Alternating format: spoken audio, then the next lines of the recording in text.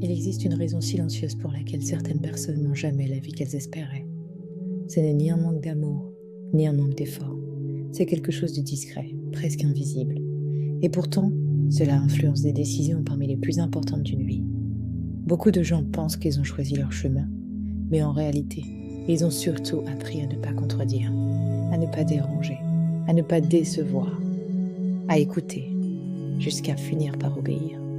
La plupart des gens ont l'impression qu'ils choisissent librement, jusqu'au jour où ils réalisent qu'ils obéissent à des attentes invisibles. On apprend très tôt que l'amour se mérite, qu'un bon enfant est celui qui écoute, qui ne contredit pas, qui fait passer les autres avant lui. Alors, sans s'en rendre compte, on associe deux choses, l'obéissance et l'amour.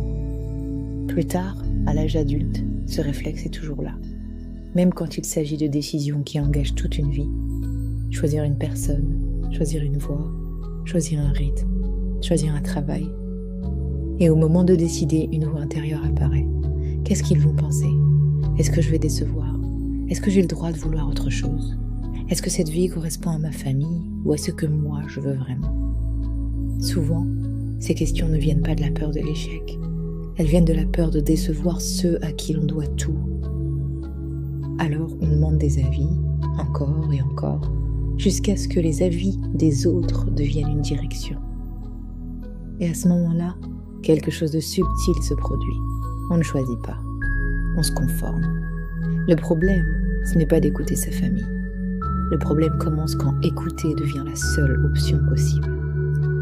Imagine un homme. Il a grandi en apprenant qu'être aimé, c'est être raisonnable. Ne pas faire de vagues. Ne pas décevoir. Plus tard, il rencontre quelqu'un. Une relation simple, sincère, vraie. Une relation qui lui correspond. Mais autour de lui, les avis commencent à tomber.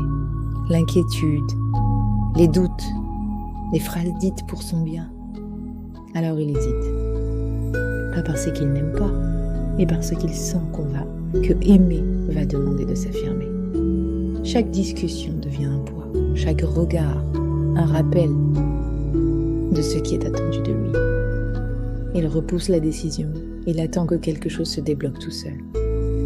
Et un jour, sans véritable rupture, sans colère, sans cri, l'histoire s'arrête. Pas parce qu'il ne voulait pas vivre cette vie, mais parce qu'il n'a pas su dire non à sa famille. Quand on ne choisit pas, les conséquences ne sont pas toujours immédiates. Il n'y a pas forcément de drame, pas de cri, pas de rupture brutale. Il y a plutôt quelque chose de plus silencieux. Une sensation diffuse, un inconfort permanent. L'impression de vivre une vie correcte, mais pas une vie habitée. Les années passent, les choix s'enchaînent, et peu à peu, on s'éloigne de cette version de soi que l'on aurait pu devenir. Ce qui fait le plus mal, ce n'est pas seulement ce qu'on a perdu, c'est le regret. Ce regret silencieux que l'on porte parfois toute une vie. Et il y a une autre prise de conscience plus difficile encore. Réaliser que les personnes auxquelles on a obéi par loyauté ne nous ont pas toujours respectés en retour. On a eu peur de les décevoir, mais au final, ce sont souvent nos propres désirs qui ont été sacrifiés. Pourquoi ai-je tant respecté des choix qui ne respectaient pas qui je suis ? Il arrive un moment où l'on comprend une chose essentielle. Aimer n'est pas obéir. Aimer sa famille ne veut pas dire s'oublier. Cela veut dire parfois se choisir malgré tout. Et il n'est jamais trop tard pour commencer à le faire. À bon entendeur.